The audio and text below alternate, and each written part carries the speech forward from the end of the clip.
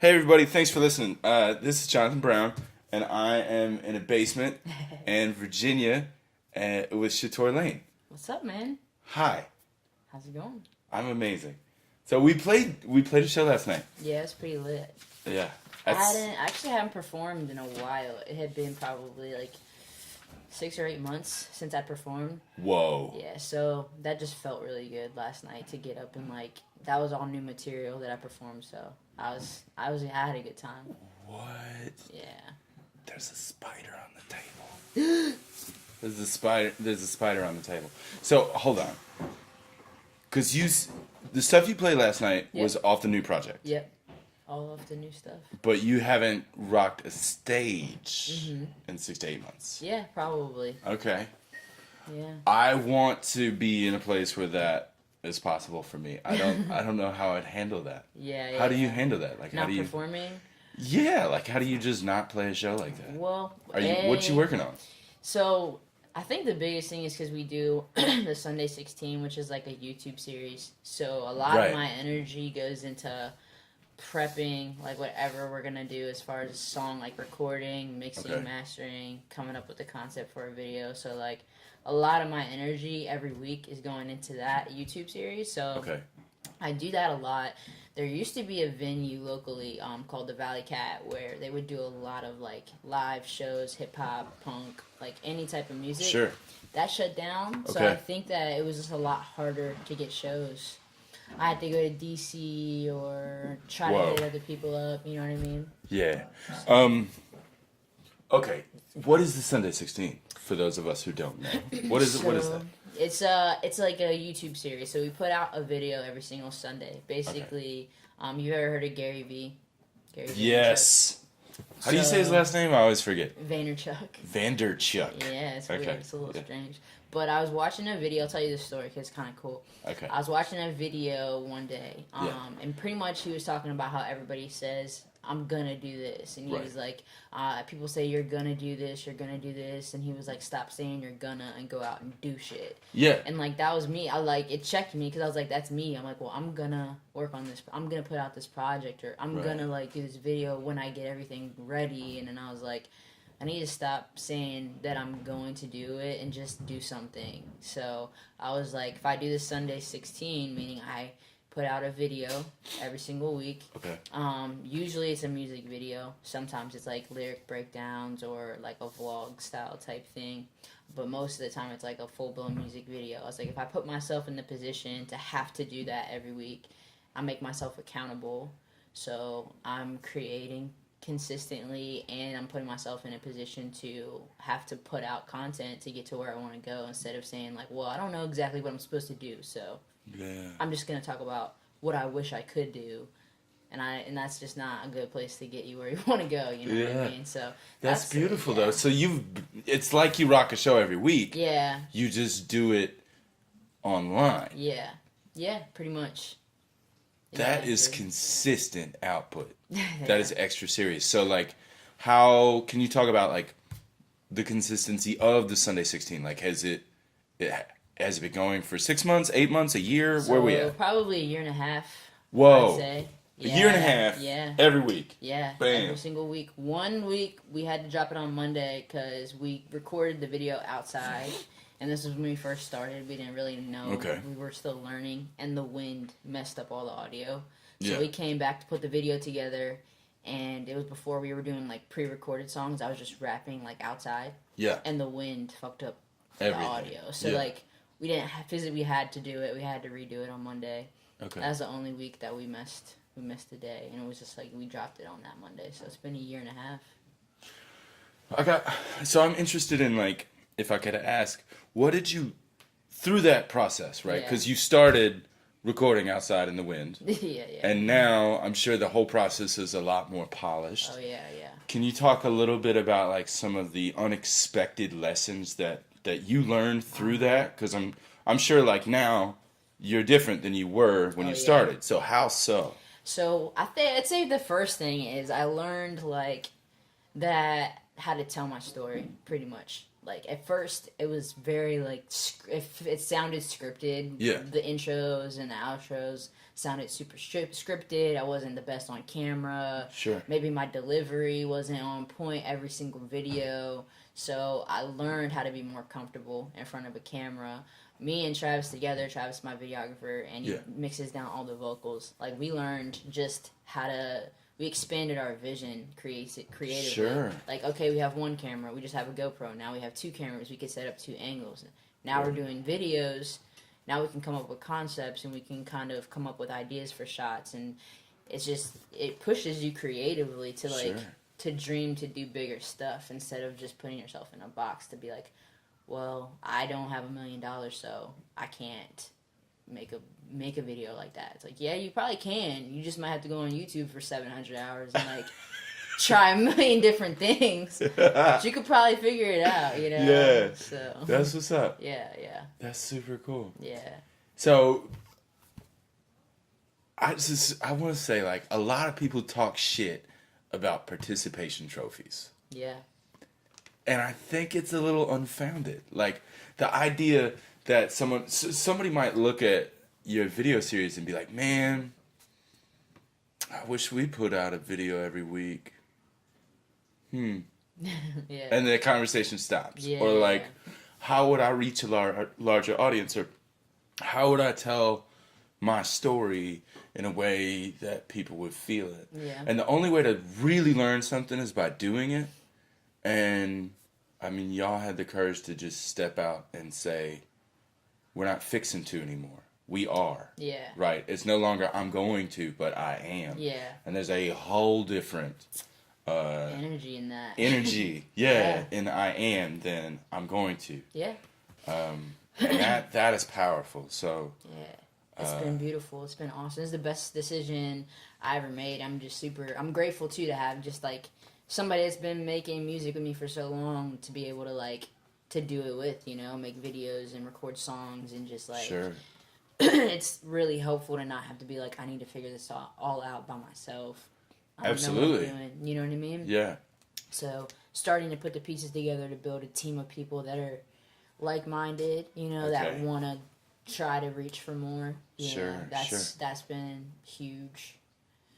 Yeah. Because everyone has different perspectives, so it's like they're just constantly pushing you to try more, to do more in different areas of your art, you know? Yeah.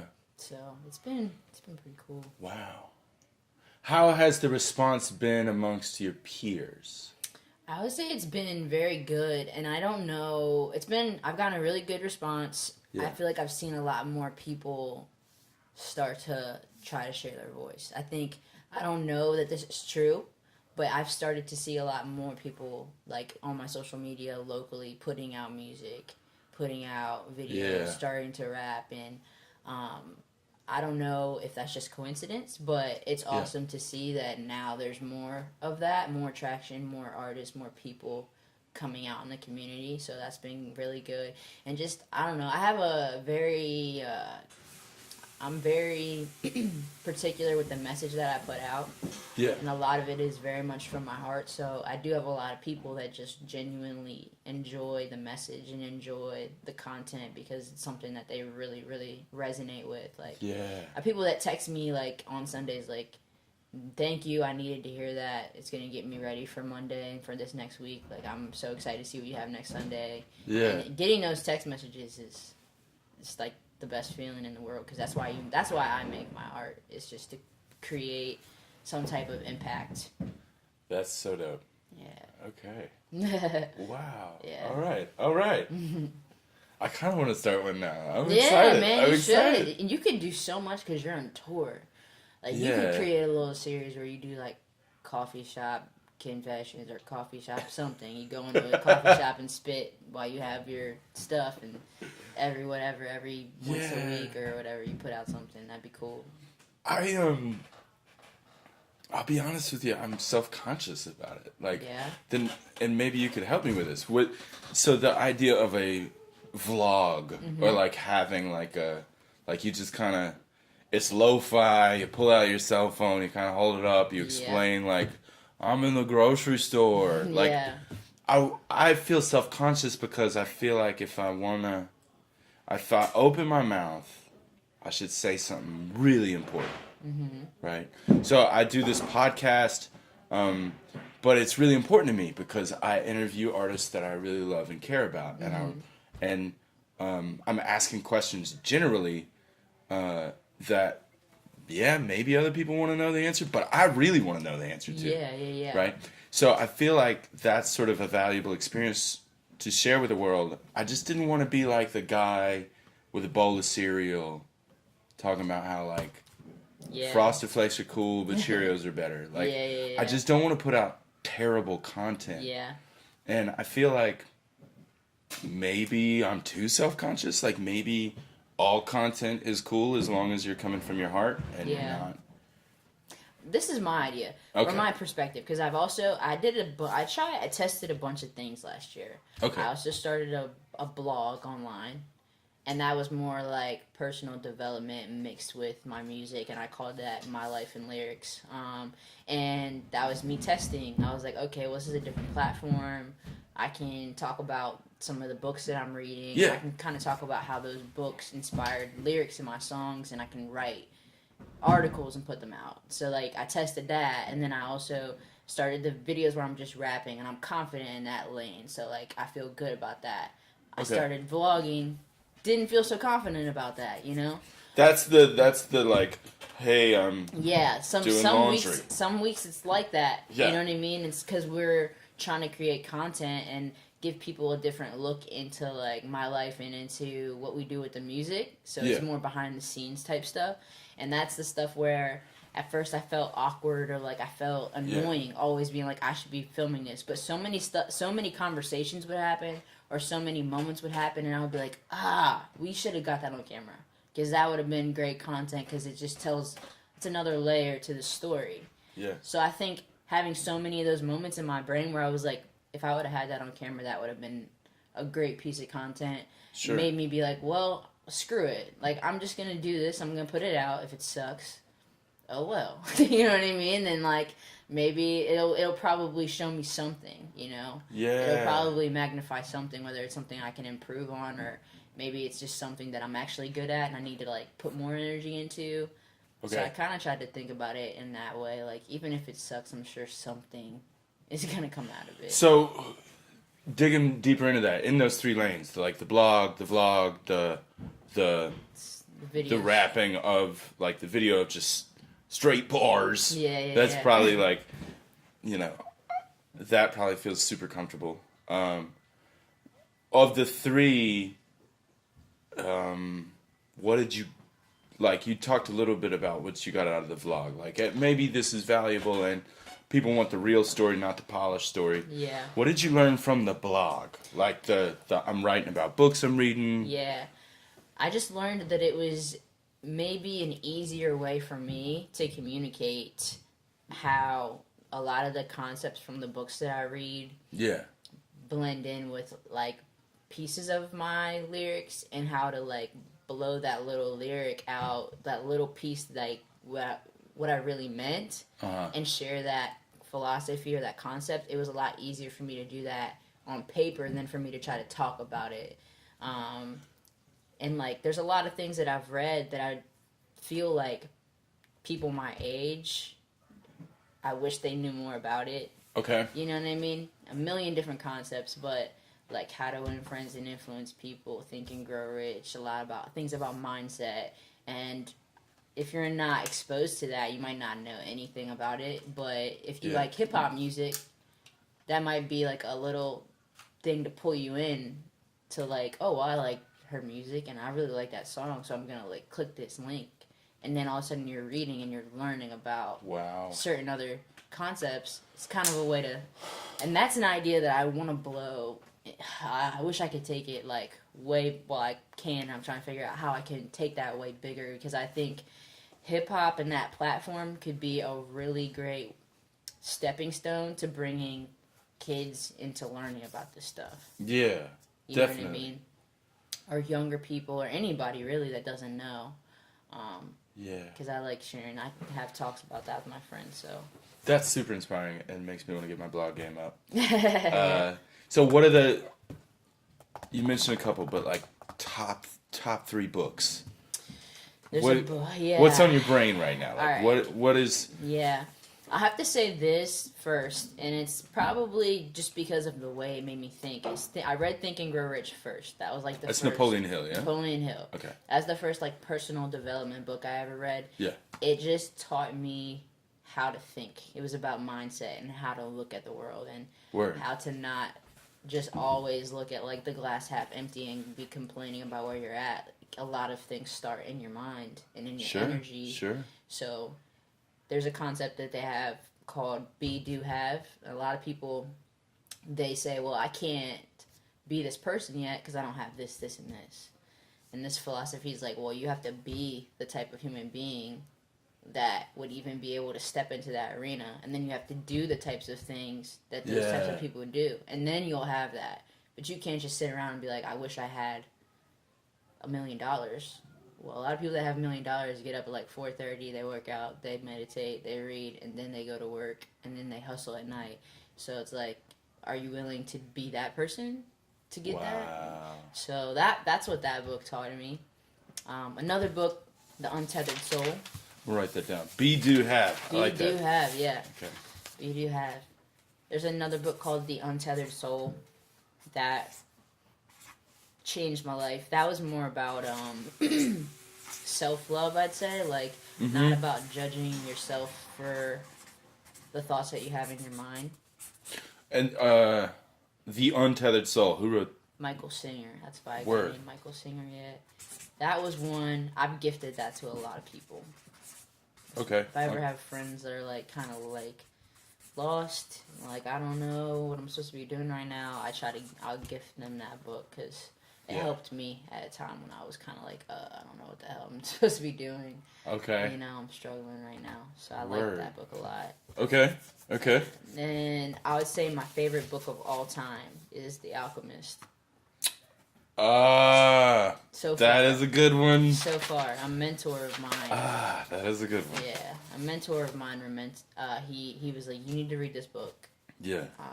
And he told me, if you're a dreamer, then I think that you're gonna get a lot out of reading this. So I went and bought it. I really didn't know how much it was gonna. I was like, okay, you're a pretty successful person, so I'm gonna pick this up, and I trust what you're saying, but I don't know how much it's really gonna affect me. Okay. But I read it, and I think for a creative that's kind of scared, that's on that line of like, well, I feel like this is my purpose. Like, I feel like I was put here to do this, but like, the security feels pretty good, and you know, that book can like really speak to you. That's why I think that's why it spoke so much to me.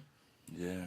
Because the guy in that book is kind of in that point where he's like, well, I'm a shepherd. Like, I'm chilling. I get to travel, and like I got money. I got it. Yeah. He's like, but I have these dreams about these pyramids, and this person's telling me this is my purpose, is to go here, and I gotta risk all of this to do that.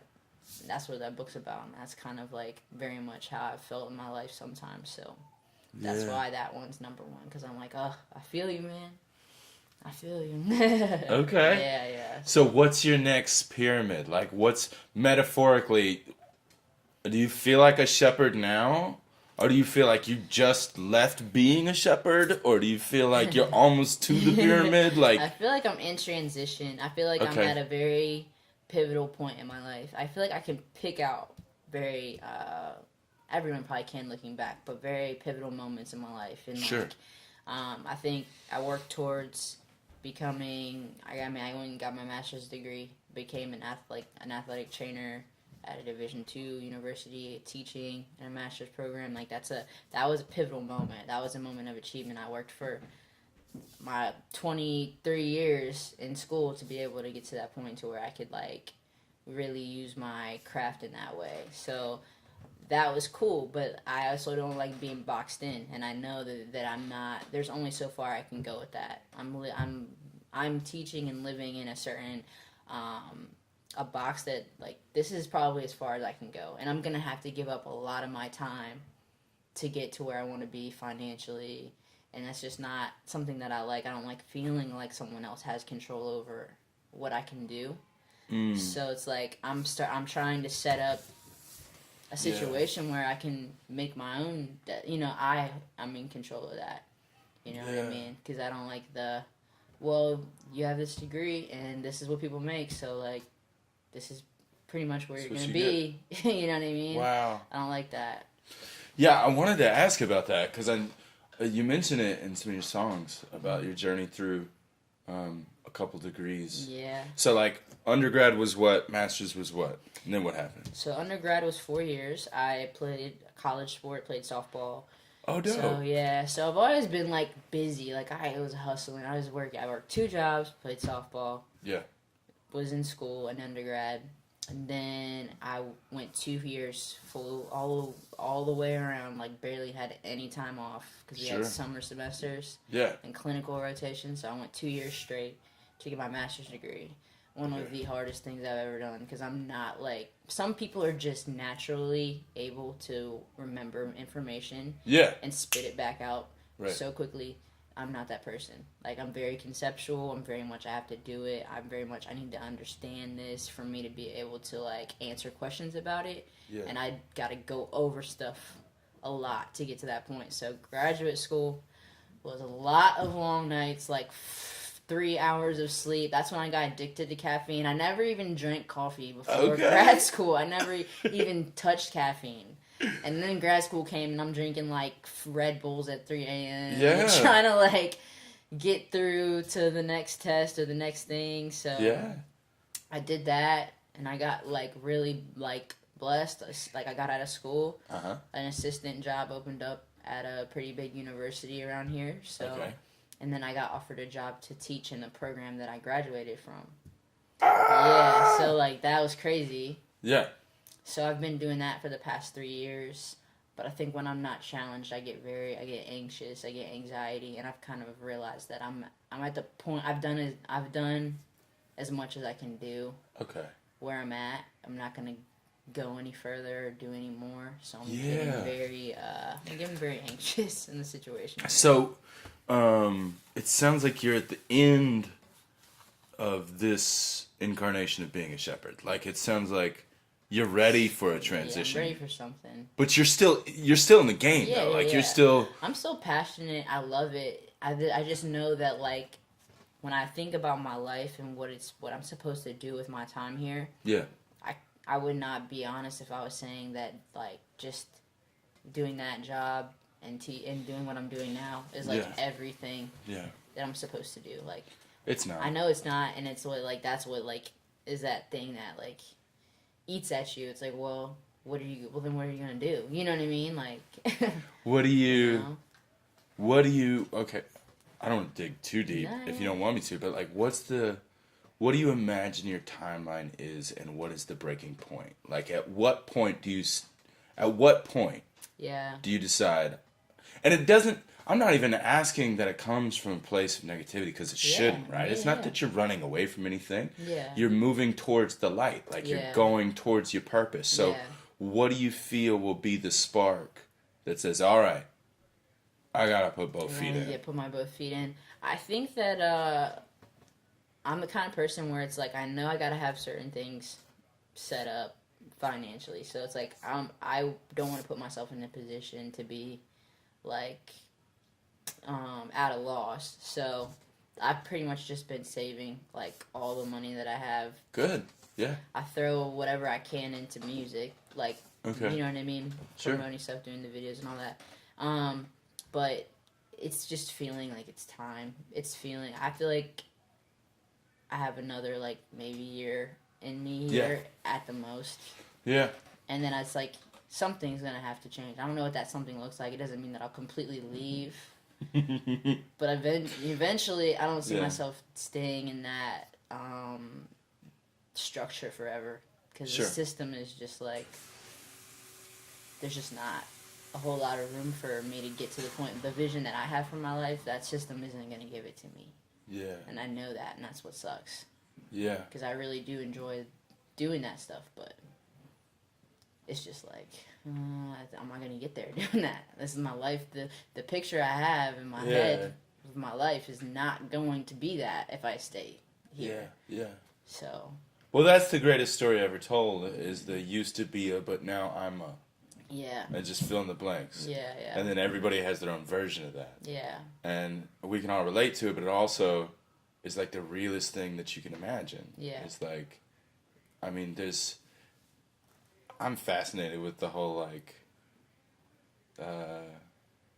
death and rebirth metaphor. Yeah. And you can put it in any box you want. Like you can think about caterpillars and butterflies, or you can think about like Christ and resurrection, or you can think about, but the notion that we used to be a thing, then there was a clear line in the sand. Like you don't get more final than death. Yeah. And then after it, there's a whole nother world on the other side that you cannot see unless you're willing to walk through this door of like literally life and death. Yeah.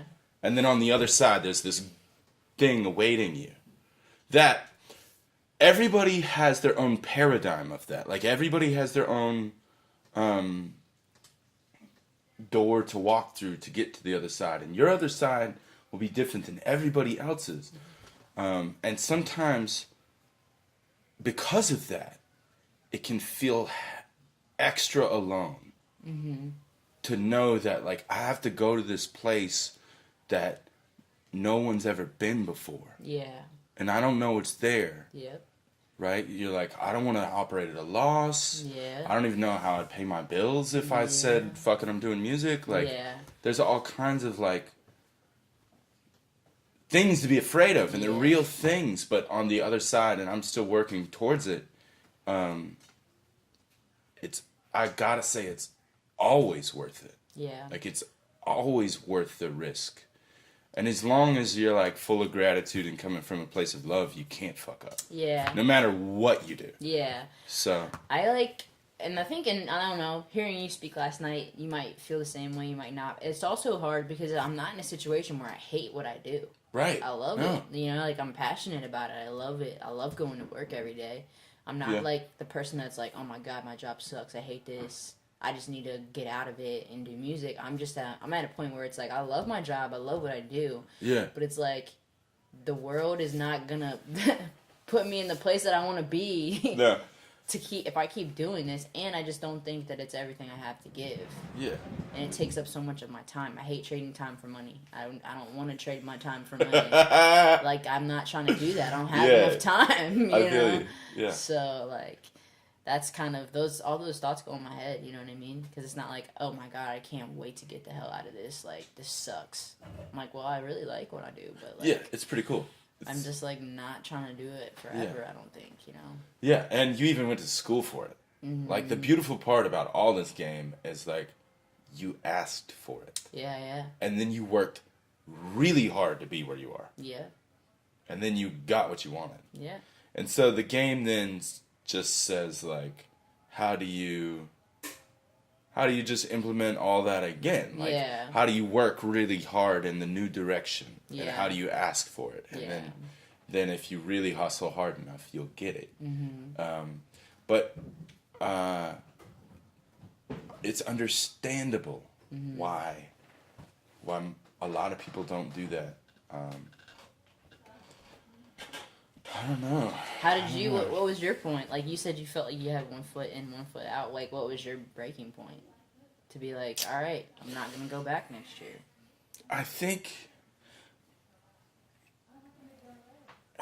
it's hard to explain other than, like, and I mentioned this last night, but if you're going to be a teacher, you got to give them everything. Yeah. Like, everything. I know, you know, in the halls of a high school, if you walk, and this is no disrespect to teachers, or most of them, but if you walk through the halls of a high school, you can clearly tell who wants to be there and who doesn't. Yeah. The students can tell. Yeah. The other teachers can tell. And if you're there and you don't belong there, I almost think it's a moral obligation to leave. Like, because you're robbing the children of an education, you're robbing the rest of the world of your true purpose. Like, it's not. I never hit that point. Yeah. But I knew that if I started to think maybe I should do something else, right? Because I was in a similar boat. Like I went to school to be a teacher. I worked really hard to be a teacher. Then then I was in the game, and I focused on being a really good teacher, or trying to be what I thought was a good teacher for 8 years. Yeah. Like, and then you just hit this point where, like, there's this, I think it was either House of Blues or Gasa Gasa, I forget which one, but Gasa is a big music venue in New Orleans. Somebody asked us to play on a Wednesday night, and it was just like, That's huge. Whoa! Yeah, that's huge. You want us to, like, this venue in New Orleans, that's a big deal. They're like, wow, we're going to play this big show. And so the right answer is yes, if you care about your music career. And so we did. And then to get paid, you have to be the last one to leave. So I didn't go to bed till like 3 a.m. and then I had to wake up at 6, and then I had to teach. And the next day, like, I felt like an asshole. Yeah. Not because I wasn't hungover or anything. I was doing what I love with the music game. And then I went to work, and I was like, I was doing what I used to love. I felt like there was a clear shift of like, these two worlds cannot coexist. Yeah. Like, it's cliche in the self-help world, but the word decide means to cut. Yeah. So like, if you're gonna make a decision, you have to cut something away. Yeah. And it was just clear that like, I didn't want my passion to be a hobby. Yeah. I got a lot of hobbies. Yeah. This is not one of them. Like, sometimes I like to ride a kayak around the bayou in New Orleans. Yeah. Right? It is so beautiful. The wind is blowing, little fish jump, you can see turtles. Yeah. It's perfect. But like, it's a hobby. You're not trying to go down a waterfall. No. Kayak. No. Right? Yeah. And it's cool to like leave the hobbies to the hobbies. But yeah. it's almost like that. I said earlier, like, people bash the participation trophy. I don't think we should. I think showing up and showing out is like some of the most important shit you can do. Yeah. And so like, if I wanted a participation trophy in a music career, Yeah. am I willing to do everything? Am I willing to participate? Yeah. Like, and if the answer is no, then I have to admit that I wasn't even willing to get a participation trophy. Yeah. And that's a strange place to be. And I've almost now, like, not to be arrogant, but I don't take criticism from people who don't have participation trophies. Yeah, that don't put in the time. Yeah. Like, if you're not at least hustling as hard as I am, please don't tell me how to do what I'm doing. Yeah. And if you are hustling as hard as I am, I want to know everything you know, and I'll teach you everything I know. Yeah. And let's get on the same plane. Yeah. But you'll meet so many people who, like, I'm sure in your athletic training field it was probably the same. You'd meet people who like don't know as much about the injury as you do, and they're trying to mansplain you into. Yeah. And you're just yeah. you don't even. Yeah. Where's your participation trophy? Yeah, like, you don't. You don't even do this. I know. It's funny because like I've had people come in and tell me like, well, shouldn't you be doing this, this, and this, and that? And I'm like, no, because of these reasons, and this is why I'm doing what I'm doing. And it's like, so we're on track. Like, don't be stressed. Like, everything's gonna be fine. And then the person will leave, and like my athlete will be like, didn't you go to school for? How long did you go to school for this? And they'll be like, Yeah. And I'm just like, I mean, I'm not that person that's gonna be like petty or like even be worried about that, but yeah, I know what you mean. I definitely know what you mean. I don't know. I think I'm like at a point where I'm like, where do I need to put my energy? Like, I need to figure out where's my energy going. Sure. What is it like? What does my next step even look like? And like, I just gotta plug away because I know how to do that. Once I know what I'm supposed to do, that's why school is easy. Like, if you tell me what I need to do, I'm gonna do it. Even if it takes me 1,000 hours, like, I'm just gonna do that. But there's no like framework to say, well, if you just do A, B, and C for this many hours, then this is gonna all like this is where you're gonna go. This is where you're gonna go. You know what I mean? So I'm like, where am I supposed to put my energy? Like, there's now. Sometimes I would get frustrated with that too, in the sense that there's no real. I mean, you can go to school to learn to be a musician. Yeah. But there's no real like school of hustle. No. Like, no one is showing anybody how to like really put those pieces together. Absolutely. And you can like it sounds like you're doing the right thing. I mean, it sounds like you're trying new things. It sounds like I'm trying stuff. I don't know. I think it also comparisons are just the worst thing because then you start comparing and looking at numbers and things like that, and you're like, oh my god, am I ever gonna get to the point where I feel like all these hours are reaching the amount of people? You know what I mean? Because I want to reach more people. I want more engagement, like a community. I'm trying to build a community. I'm not worried about necessarily like finances or like anything for me in return, but I do want to build a community of people that that like the art or that like get something out of it, that are willing to engage in conversation and like to show that, you know what I mean?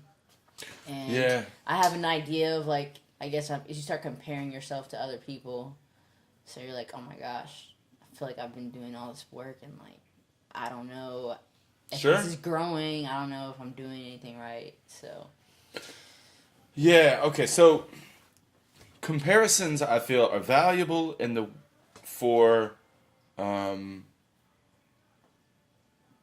shepherd. Mm-hmm. If we go to the alchemist metaphor. Yeah. Because they help you understand what is possible and what you do and don't want. Yeah. Because you can look at something and be like, I want that. And then you compare it to this, and you go, I don't want that. And then you think about yourself, and you compare yourself to both of those. And be like, well, I could do this, but I shouldn't do that because I want this and not that. Mm-hmm. But to the pyramid seeker, comparisons are irrelevant. Yeah. And what I mean by that is, like, if you're really about to, like, go from caterpillar to cocoon to butterfly, there's no butterfly that looks like you. Yeah. So there's no comparison. Yeah. It's not even like, I mean, you can compare how you're doing today and what you did today to make your life better and your career and your art better to what you did yesterday. Yeah. And you can compare tomorrow to next week in a linear fashion, if like just holding two things up to each other and being like, well, this is this, but this is... If that helps, you can do that. But there's no one on the other side of your specific door. Yeah. That makes sense. You know what I'm saying? Like, your specific door is unique to all your experiences as a caterpillar. Yeah.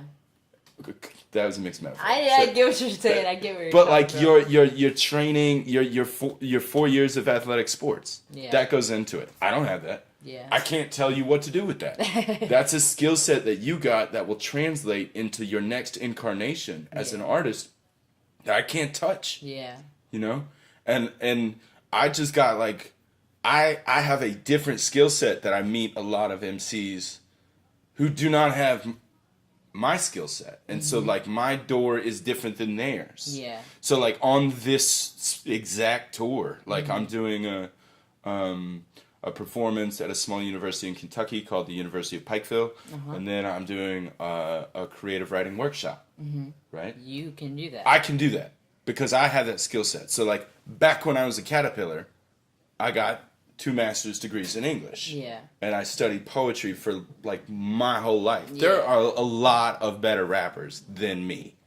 Okay? But I do consider myself a pretty solid writer. Yeah. Right? And then I can transform this into performance and I can go boop and I can rock a stage. Yeah. But if someone's like, "Hey, like John, freestyle about that vase over there." You're like, nope. I'm not even gonna attempt it. Like I'm not even. And there's no disrespect to people who do. It's all love. Yeah.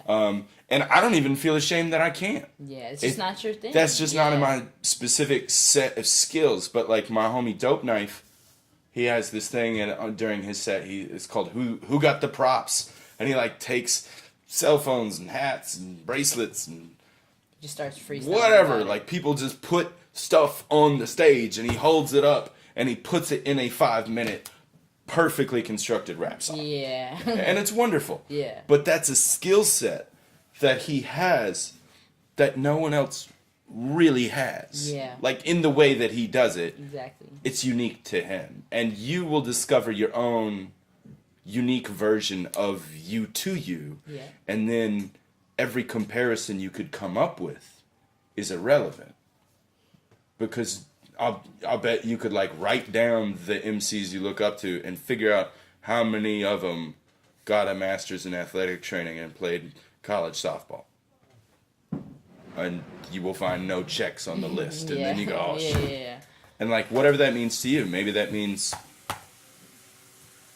maybe you like develop an audience where that has something to do with it. I don't know. I'm not trying to be corny or like. Yeah, no, not at all. I mean, but it's like, that's how you have to think. You have to play with those ideas because that's what makes you you.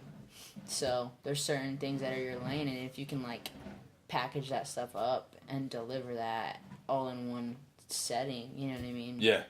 It's going to be a lot. It's going to give you a lot more options, you know what I mean? You're going to be a lot more versatile. A lot of it, I think, for me, is like the personal development stuff. Like, I like it. I know when I feel like the way I approach it, sometimes people accept it and they don't think that it's weird or that it's like, it's just dumb. So I'm like, how could I do more of that? Is there a way for me to kind of like get better at talking about these things and make that a thing, you know what I mean? And just do it because I love it, you know what I mean? Not necessarily be like, you need to pay me for this, but I just want to share that, you know what I mean? Yeah. So on the like love tip, so we could agree that love is an energy. And when you're like existing within the energy, it's not even hard. It's not even difficult. Like, and that, I'm not saying it's easy. I'm not saying it's like, what I am saying is the work comes from a place of joy and a like a true pursuit of knowledge. Oh yeah. So like if you're reading some Napoleon Hill and you're like, bam, all right, I had this idea that I could write like a paragraph about this one chapter in Napoleon Hill. And then I had this idea where I could like use one of the quotes from Napoleon Hill as a hook for a song. And now I could build the verses around that specific hook.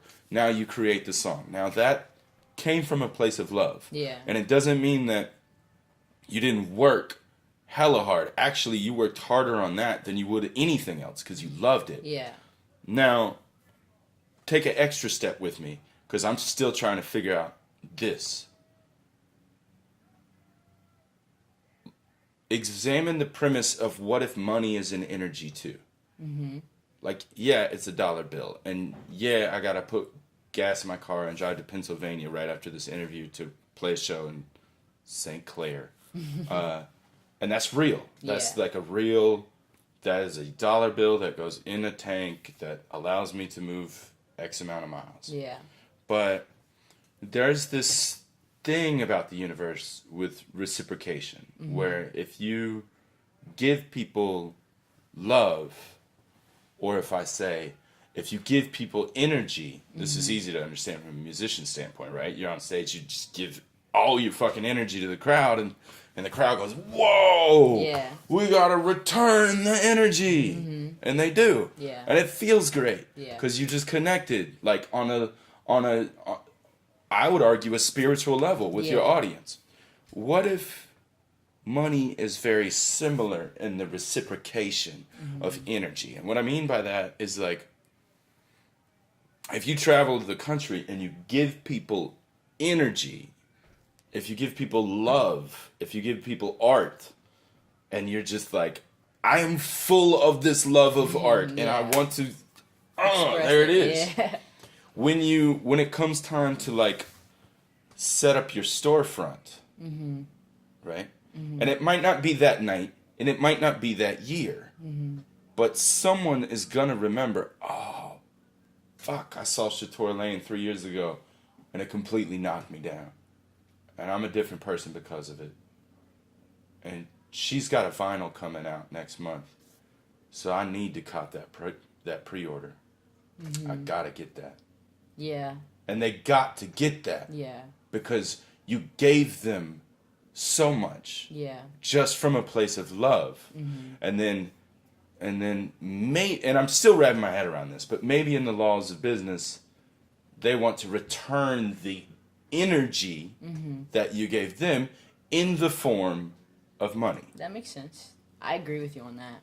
Right. I've definitely I think that a lot of that stuff is 100%. A lot of it is mental in the way you think and the way you express yourself, as far as like the way that money can come in out of your life, or the way that you feel about money, even feeling like scarcity versus like abundance. You know what I mean? Yeah. I feel like that stuff's all very much, people can say like, it's like, well, you do this many hours, blah blah blah, but it's like your mindset, the way you show up, and who you are every day, and whatever it is. I think that completely correlates to what comes into your life.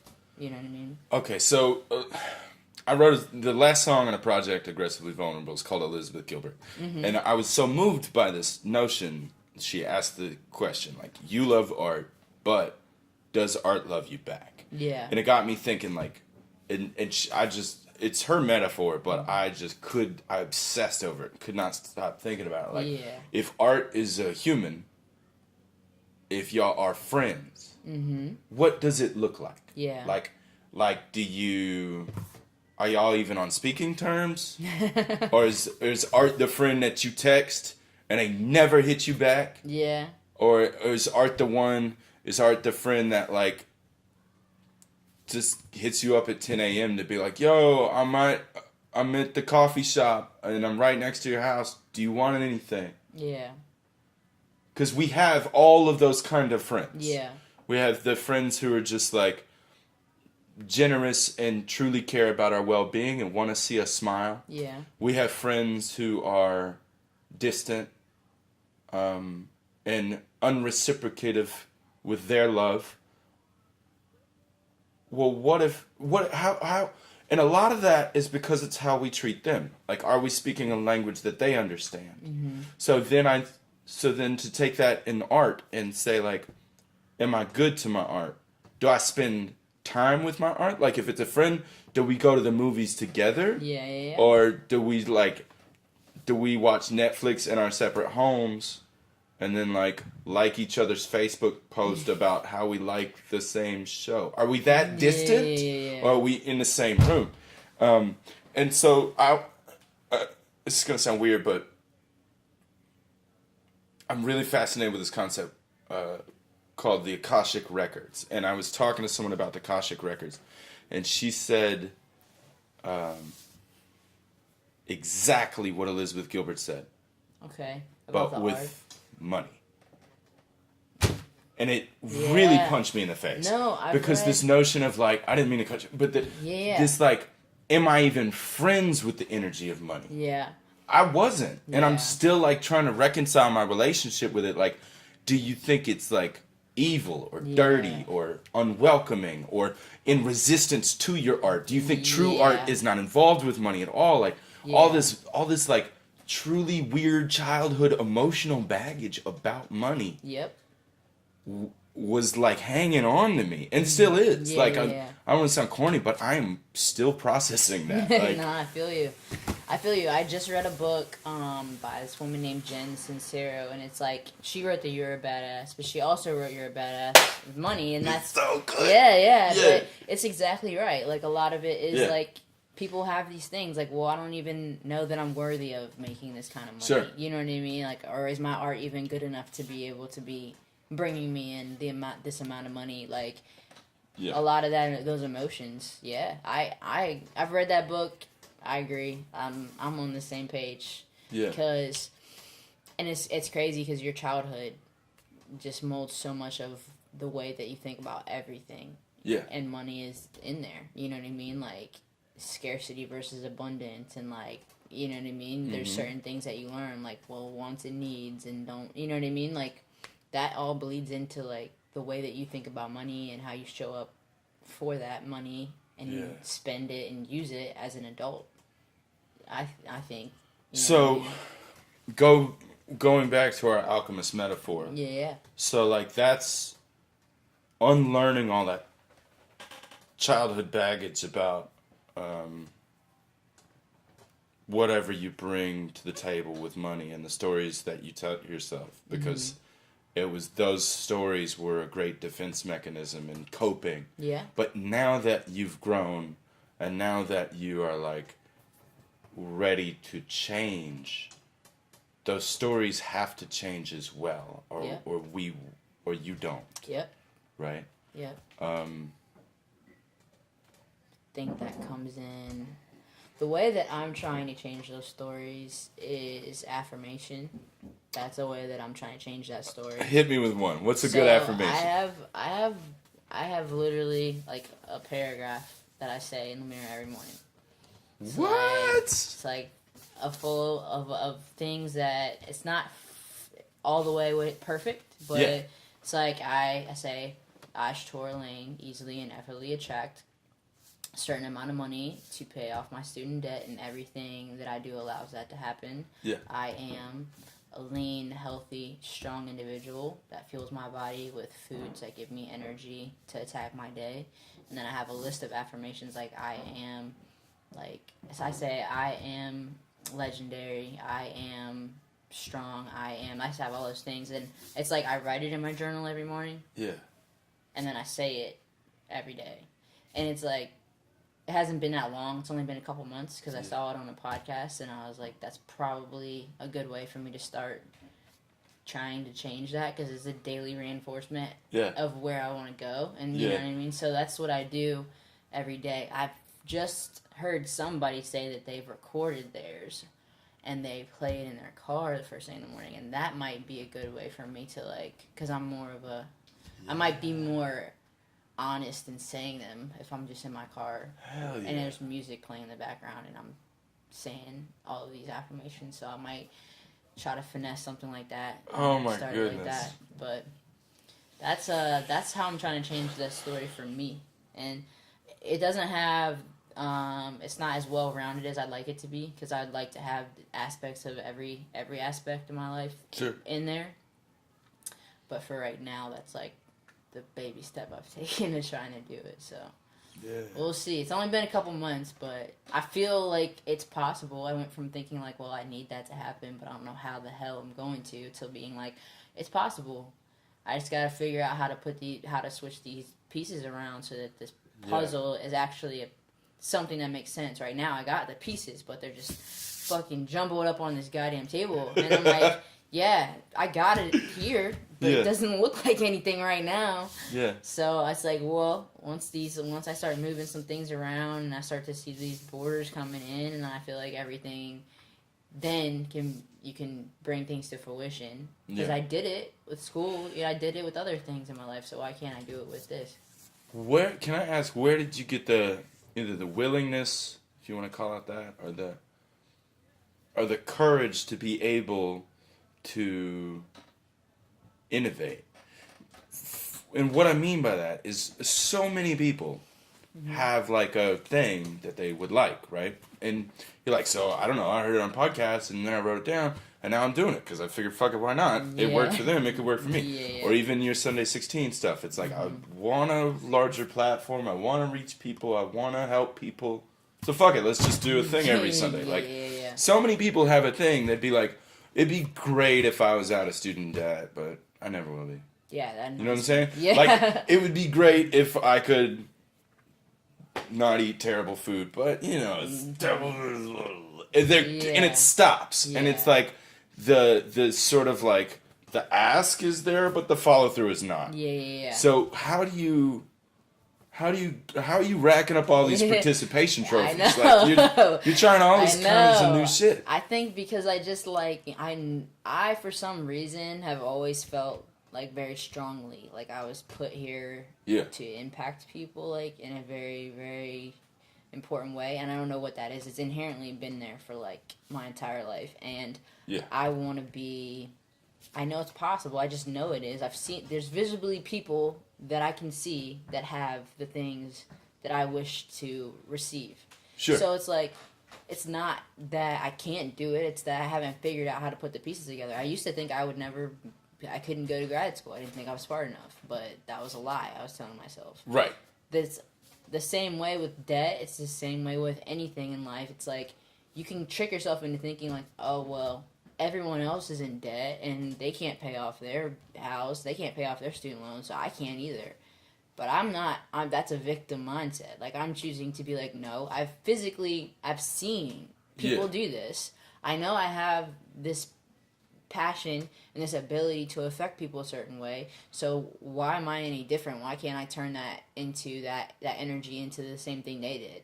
Yeah. It's like I know that I can, and once I get something in my brain, it's like there's no going back. So now I'm just like, well, I'm gonna study everybody that is great and that is where I want to be, and I'm just gonna do as much of the things that they do in my life. I'm gonna make that as much of it as I can, and eventually I guess I just faith that it's gonna get me to where I'm gonna go. I just don't believe that it's not gonna work.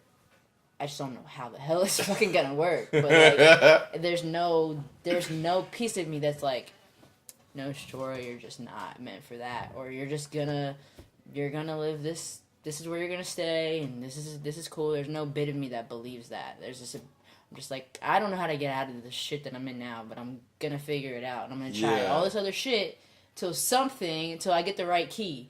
I'm fucking switching keys and locks, and right now some of them kind of worked a little bit, but like it wasn't the exact right one. Like it went in, but it didn't turn, and once that shit turns, it's game over. Like that's about to be a problem, and I don't know. Like I'm like, there's just not many people that I think in my community that are willing to put in as much time and effort, and that are willing to like sacrifice and to give and lead with giving. They just kind of want people to support them.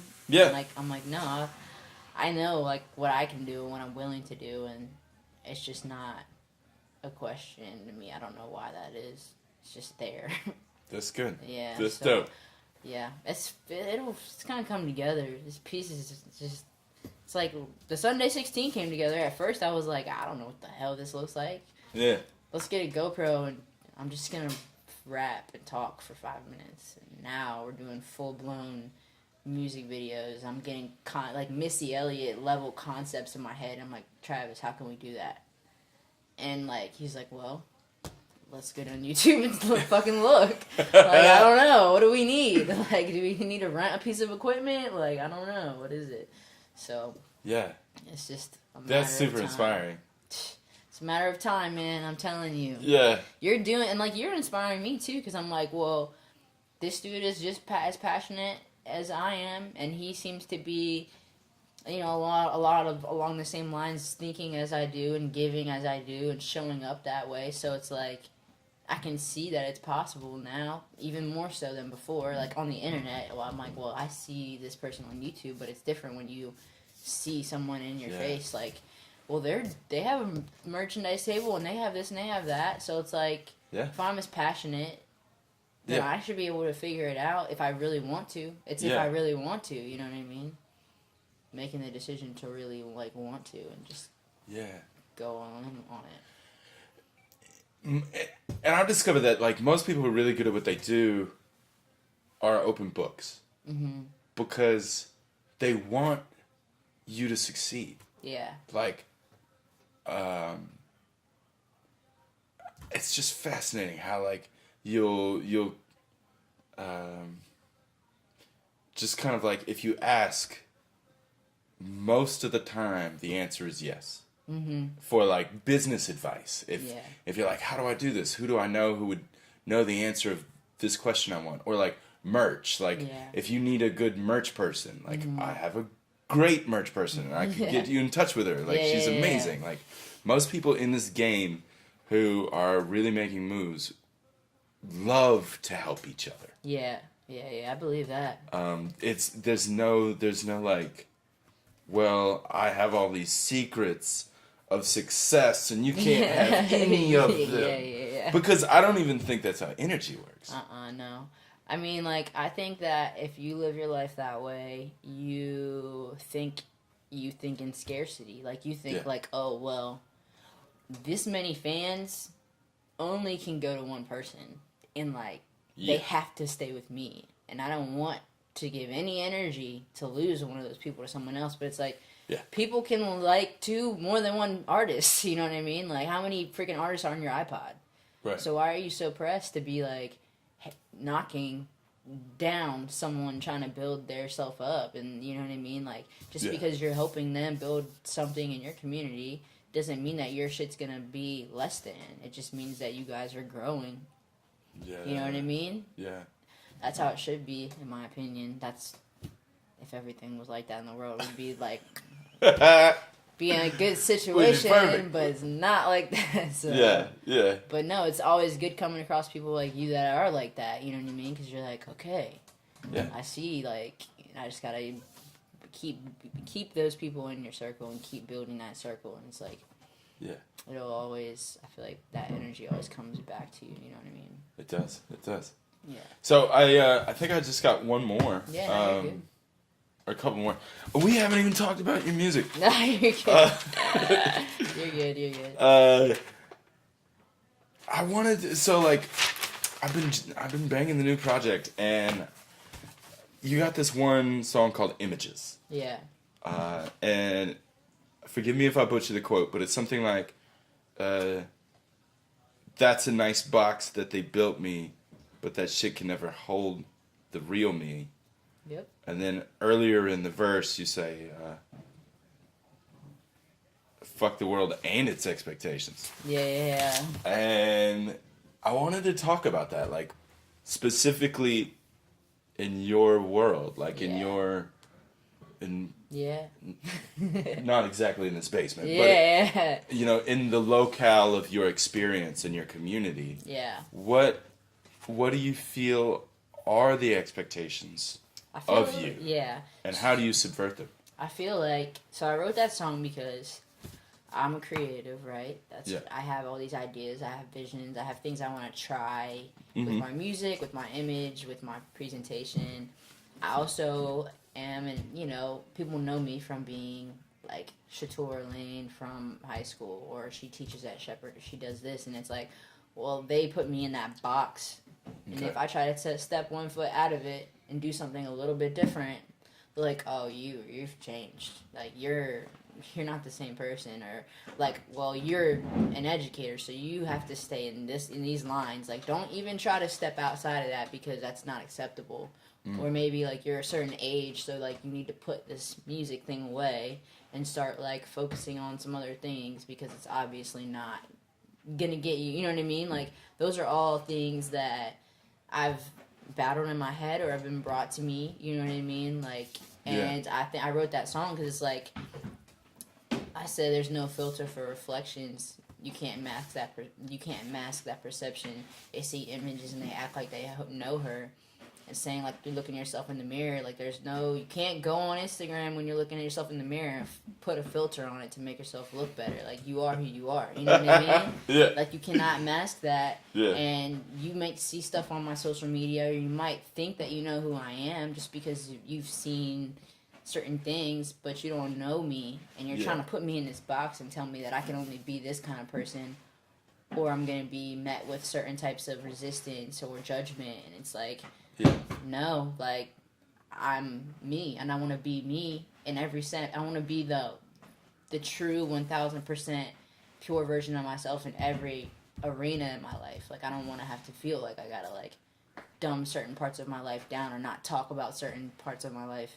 Just because, you know? So that's where that song was coming from.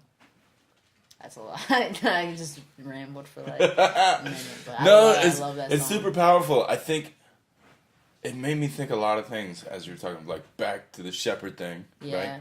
If you're a shepherd and all your homies are shepherds, if one of y'all decides to like drop the staff and leave the sheep, it's like, hey, where's she going? Yeah. You supposed to hang out with us and the sheep. Jesus, they here. Yeah. You know? And I don't even think it comes from a mean place. Oh, no, not at all. Sometimes it comes out of concern for your well-being, like, are you sure you want to leave that stable job with that dependable health insurance and that paycheck that comes every 2 weeks for this world of unpredictability? Is that what you really want? And so, like, sometimes it does come from, I'd say most of the time it comes from a place of love. Even if we don't understand where that place is in the person when they try to hold us back. They'll be like, hey, don't walk in front of traffic. And you're like, but I have to cross the road to get to the other. You know. No, I feel it. That's definitely where that was coming from. That project is very introspective. Absolutely. My last yeah. project was very much just like me kind of storytelling and just speaking about my life, but that project was very much like what is going on in my head, you know? Yeah. A lot of those songs were like that. Yeah. Which is, you know, different for me, but it was what I needed. I needed to get that off my chest, you know? Yeah. So, Yeah. you know, Yeah. that's the Well, path. I really appreciated it, Yeah. and I know everybody else was. How do we find it? Can you tell us how to find it? So it's on SoundCloud. Okay. My name's Shatora Lane. So if you go in there, it's Okay. Shatora. Last name is just Lane, Lane. Okay. Type that in on SoundCloud. The Where? new project's The Path, and it's pinned at the top. Okay. And then all my other stuff is on there as well. All of my social media is the same. It's all Shatora Lane on every platform: Facebook, YouTube, Instagram, Twitter. And I'm on every platform in some way, shape, or form pretty consistently. Okay. So people can find me there. That's where the Sunday 16s are, on YouTube and Facebook. You can find, there's like 70 videos on there, so got plenty of... The rabbit hole is available. You could like dive real deep, lose yourself for a couple days. That's what's up. Yeah, Okay. so... Wait, well, thank you so much. Of course, thank you. It was great. Yeah. Can't wait till you come back. Yeah, we'll do it again. I'm super excited.